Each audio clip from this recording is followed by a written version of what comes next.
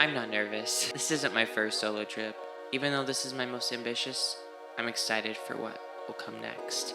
I will hike some of the tallest peaks in the Northeast and see sights that will take up space on nearly everyone's itinerary. It's 10 days, 10 different campsites, 2,500 miles. I am going to push my body to its breaking point because I want to capture memories to tell when I'm withering away and can't see past the wrinkles on my face. No, I'm not afraid of what I might find lurking in the forest in the darkest hour of the darkest night, but I am a little apprehensive of what I might find lurking in the back of my mind when I'm all alone on a 10-mile hike. Will nature offer me clarity and a healing bliss, or will I lose sight of beauty and become lost in a hazy mist?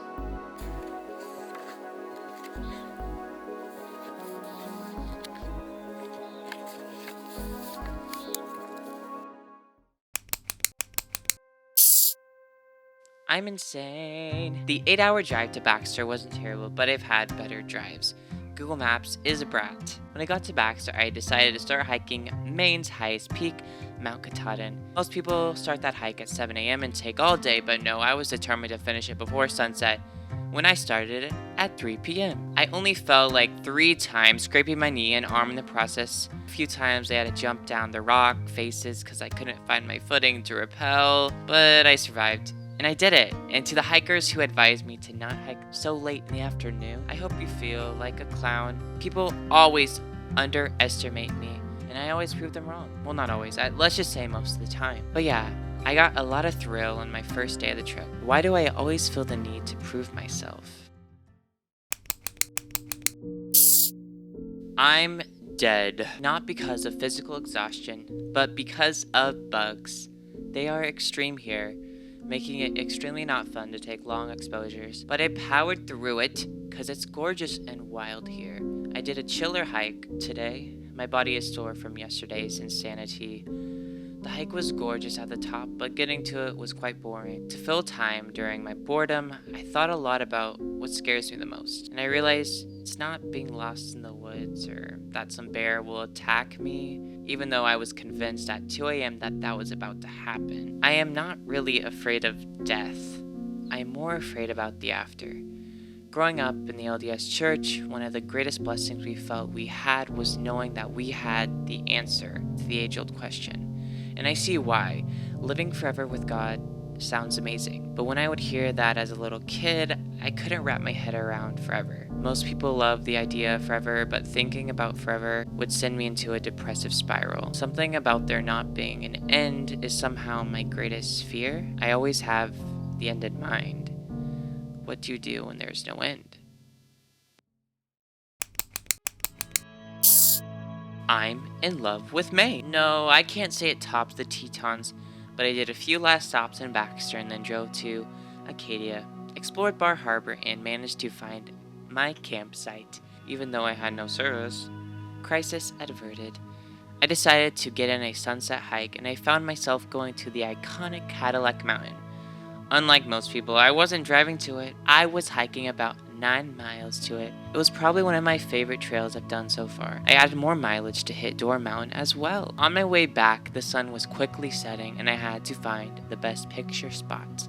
I was running and tripping, trying to find that perfect frame, and I didn't get it. Pictures are how I remember a place, but sometimes I wish our minds should just capture finite images like a photo gallery, so taking in a view with my eyes would be enough. How can I stop my mental images from erasing?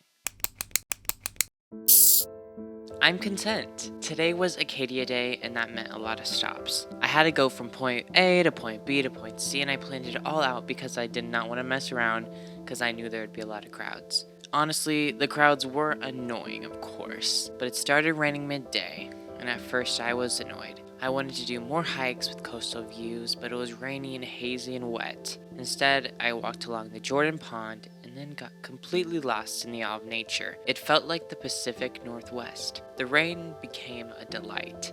I continued my day, and then my phone was buzzing off the wall because I finally found signal. And honestly, all those messages kind of took me out of my trance. I'm glad my mom now knows I'm alive, but sometimes the world in our pocket clouds our views more than a rainy haze.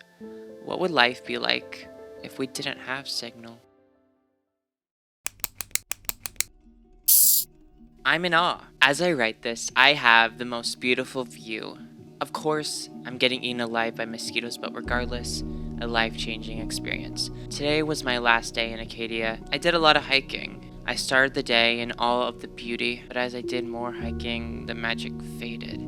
I wasn't into it, and I hated feeling that way. It was unbearable to think that I wasn't 100% loving the pure bliss in front of me. Maybe I was just tired from camping 4 nights in a row, or maybe I was just sick of eating tuna and Oreos, or maybe I just really needed a shower. Yes, I still haven't found a shower. I know, gross. But I started to remember, it's okay to live life in levels. You cannot always be living at a high.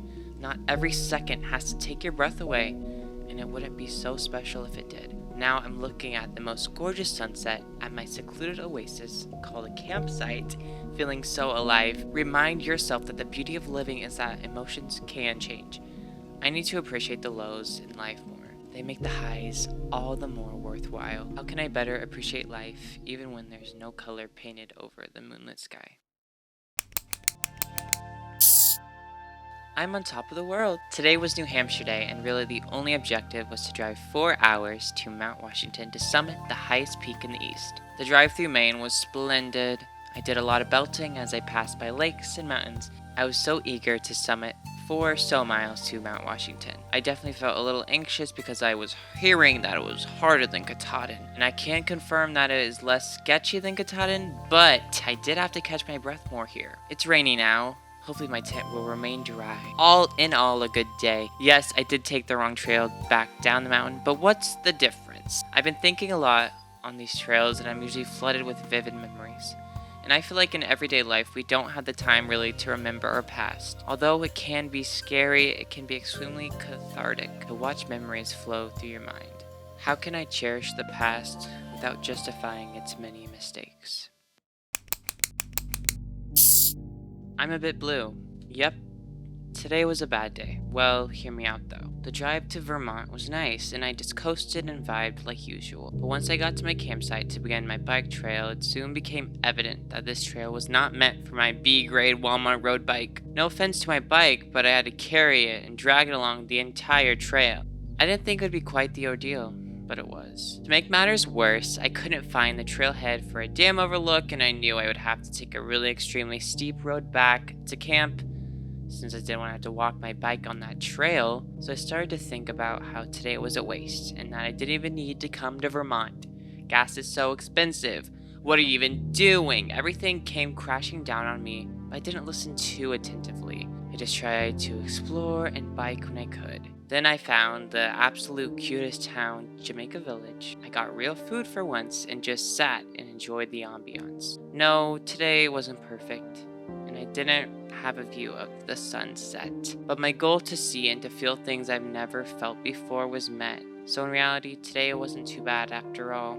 How can I better respond to opposition without lying and being overly optimistic?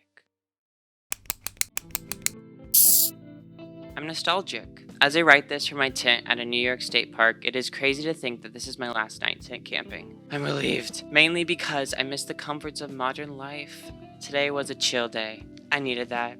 I spent most of my day in Manchester, Vermont, and I think I really love this quaint town because it reminded me of living and working last summer in Park City, Utah. I found a shirt at Gap and I said I had to get it because it featured my old home, the North Shore of Oahu. Yeah, I've been feeling a bit nostalgic, and I don't know why. But I feel like I always like a place more after I leave it. I replay the images of my memories of that place, and I just wish I could refabricate them. I know that even if I go back to those places, that my expectations may not succeed the fantasies in my mind. So maybe that is why travel is so powerful. Places and moments we experience only get more impactful with time. Are the fantasies in my head an illusion to just add to my confusion? Or is it a memory that I need to always hold on to?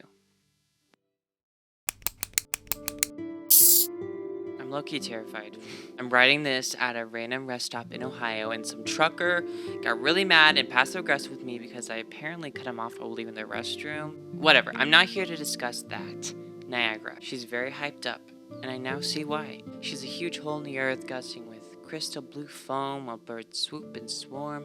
it's kind of magical. Too bad there were like a million people there that I had to fight to get any pictures. To help with all the annoying crowds, I put on Ariana and just felt like a main character with my tripod in hand. It worked for the most part. I also biked 50 miles today, and I forgot to say that I finally left the US. Sure, it's only Canada, but I biked 50 miles in Canada.